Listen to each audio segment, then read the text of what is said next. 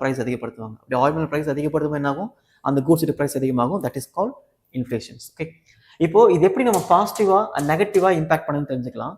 First positive impact என்னன்னா encouraging productions.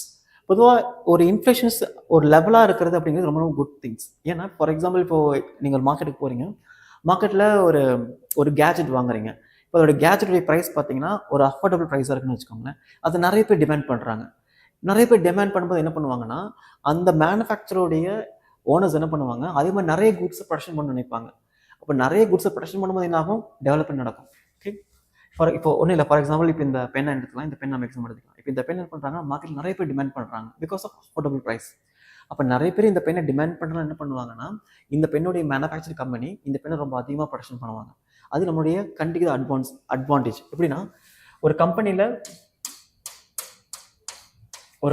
Production அதிகமாகும் போது அந்த இடத்துல என்ன பண்ணுவாங்கன்னா எம்ப்ளாய்மெண்ட் அதிகமாகும். ஏன்னா அதிகமான ப்ரொடக்ஷன் தேவையான பீப்புளை அவங்க ரெக்ரூட் பண்ணுவாங்க. அப்போ எம்ப்ளாய்மெண்ட் அதிகமாகும்.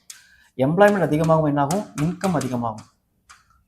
இன்கம் அதிகமாகும் போது என்ன ஆகும்னா, இந்த இன்கம் வச்சு பீப்புள் என்ன பண்ணுவாங்க, மறுபடியும் டிமாண்ட் கிரியேட் பண்ணுவாங்க. ஓகே, இது உங்களுக்கு சார்ட் மாதிரி பண்ணணும்னா சிம்பிளிங்க பாருங்க. இப்போ ஒரு கம்பெனி இருக்கு.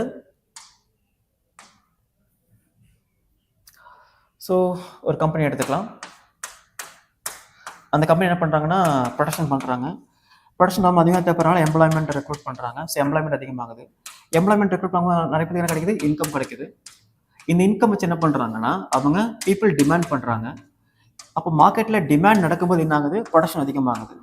ப்ரொடக்ஷன் அதிகமாக ஆகுது, இந்த சைக்கிள் எப்படி நடந்துகிட்டே இருக்குது. ஓகே, இதனால என்ன ஆகுது, எக்கனாமிக் கொஞ்சம் கொஞ்சமாக வளர்ந்துக்கிட்டே இருக்குது. ப்ரொடக்ஷன் அதிகமாக என்ன ஆகும், ஜிடிபி இன்க்ரீஸ் ஆகும்.